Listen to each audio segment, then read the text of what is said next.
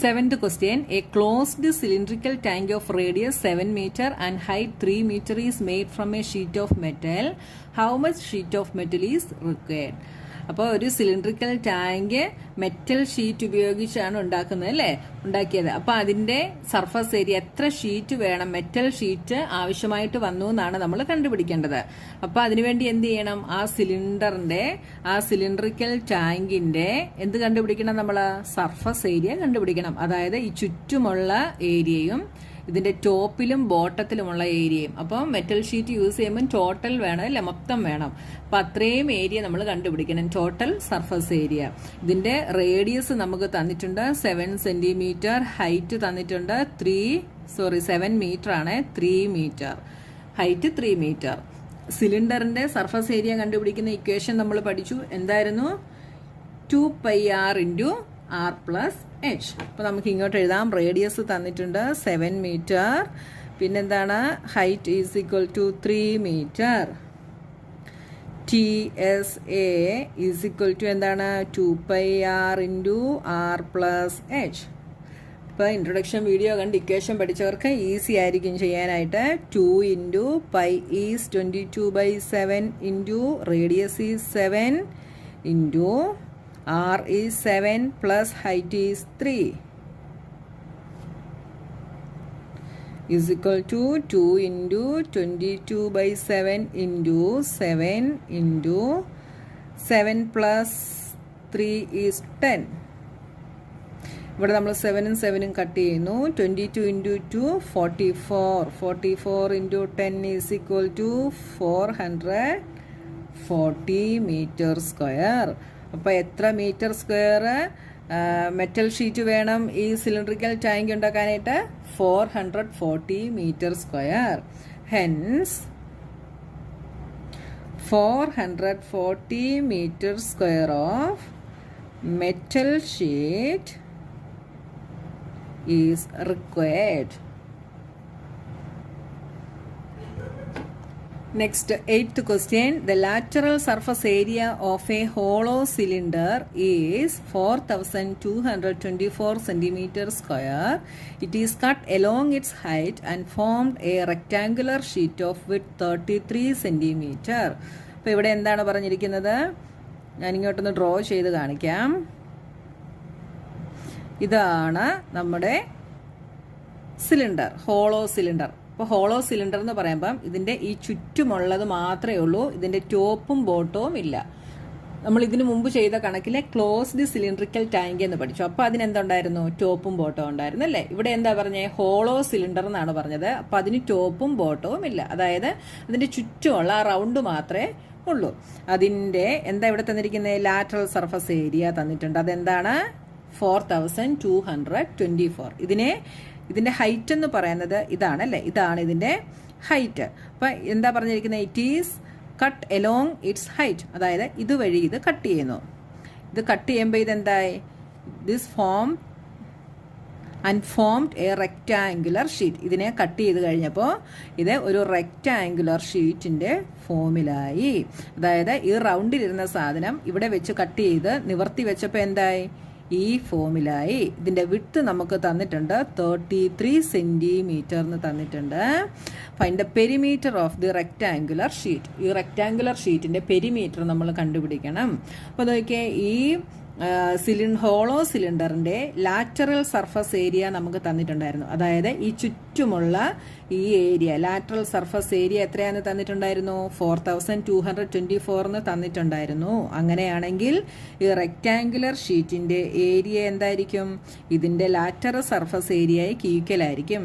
എന്തുകൊണ്ടാണ്? ഈ ഒരു സിലിണ്ടറിനെയാണ് നമ്മൾ ഇങ്ങനെ ഹൈറ്റ് കട്ട് ചെയ്തിട്ട് റെക്റ്റാങ്കിൾ ഷീറ്റ് ആക്കിയത്. അപ്പോൾ അതിന്റെ ഏരിയയ്ക്ക് ചേഞ്ച് ഒന്നും വരുന്നില്ല അല്ലേ. ഈ സെയിം ഏരിയ തന്നെയായിരിക്കും ഈ റെക്റ്റാങ്കുലർ ഷീറ്റിനും അല്ലേ. അപ്പം നമുക്ക് ഇതിന്റെ ഏരിയ, ഈ റെക്റ്റാങ്കുലർ ഷീറ്റിന്റെ ഏരിയ കിട്ടി. എത്രയാണ്? 4224 സെന്റിമീറ്റർ സ്ക്വയർ.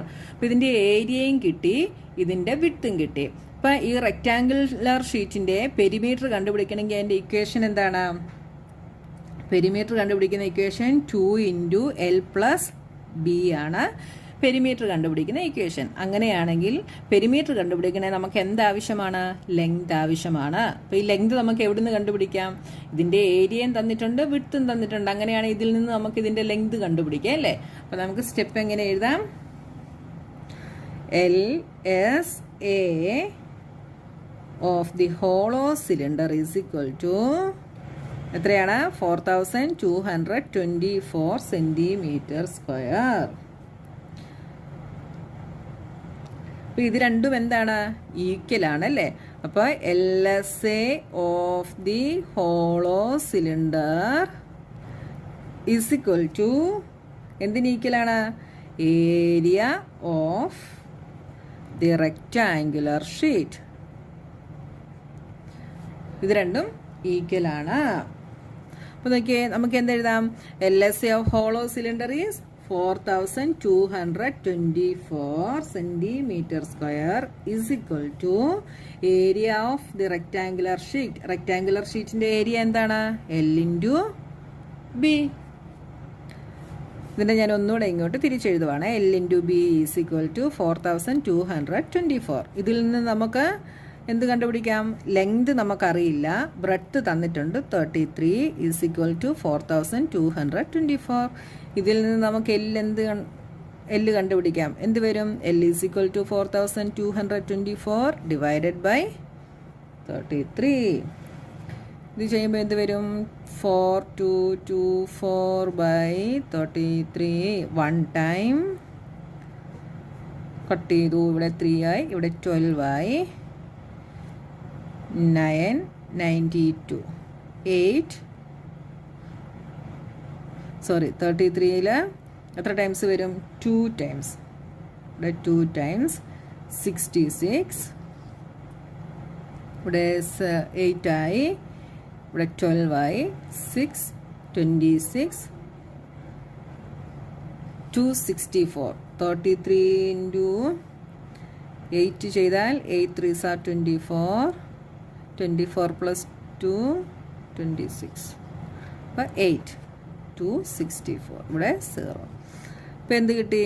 128 എന്ന് നമുക്ക് കിട്ടി. 128 സെൻറ്റിമീറ്റർ. അപ്പോൾ റെക്റ്റാങ്കുലർ ഷീറ്റിൻ്റെ ലെങ്ത് നമുക്ക് കിട്ടി. എത്രയാണ്? 128 സെൻറ്റിമീറ്റർ. ഇനി നമുക്ക് ഇതിൻ്റെ പെരിമീറ്റർ കണ്ടുപിടിക്കാൻ ഈസിയാണ് അല്ലേ? Perimeter is equal to 2 into L+B is equal to 2 into length is 128 plus breadth is 33 is equal to 2 into ഇത് രണ്ടും കൂടെ എന്ത് വരും?